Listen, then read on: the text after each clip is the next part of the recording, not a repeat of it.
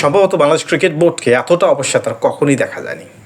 কথা ছিল লিটন দাসের 13 আগস্ট একটা ফিজিক্যাল ফিটনেস টেস্ট হবে, সেখানে যদি উনি উতরাতে পারেন তবেই অস্ট্রেলিয়ার এগেনস্টে দ্বিতীয় টেস্টে উনি দলে থাকবেন। অথচ ঠিক 13 দিন আগেই আজ 1 আগস্ট তাকে ফিট ঘোষণা করে বাংলাদেশ ক্রিকেট বোর্ড অস্ট্রেলিয়াগামী টেস্ট করে যুক্ত করেছে। এর আগে বাংলাদেশ ক্রিকেট বোর্ড তাকে জিম্বাবুয়ের এগেনস্টে ওয়ানডে সিরিজে দলে রাখেন।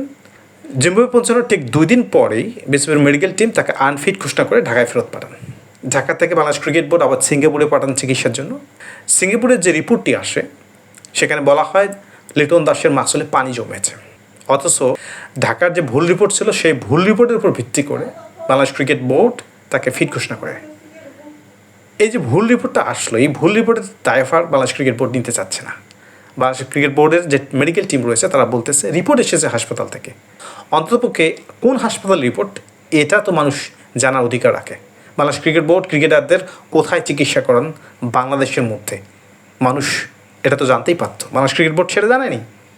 অথচ সেই লিটন দাসকে এখন ফিট ঘোষণা করা হচ্ছে।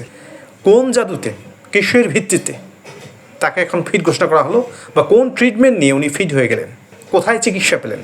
বাংলাদেশের মানুষ তো এটা জানতেই পারে। এত দ্রুত কোথায় সুস্থ হওয়া যায় সেখানে তো বাংলাদেশের সাধারণ মানুষেরাও চিকিৎসা নিতে পারে।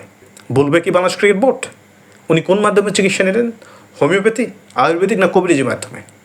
এই যে এক এক সময় এক এক তথ্য দেয়া, এবং লিটন দাসকে নিয়ে যে 2টি ফরম্যাটের ক্যাপ্টেন হয়েছে তাকে নিয়ে আপনারা এতটা কেয়ারলেস, তাহলে বাকি প্লেয়ারদের কী অবস্থা? চরম অপসারদারিত্বের মধ্য দিয়ে যাচ্ছে বাংলাদেশ ক্রিকেট বোর্ড। হয়তো অর্থনৈতিকভাবে বাংলাদেশ ক্রিকেট বোর্ড এতটা দুর্বল নয়, কিন্তু অপসারদারিত্বের দিক থেকে যেন দিন দিন এগিয়ে যাচ্ছে। ধন্যবাদ সবাইকে।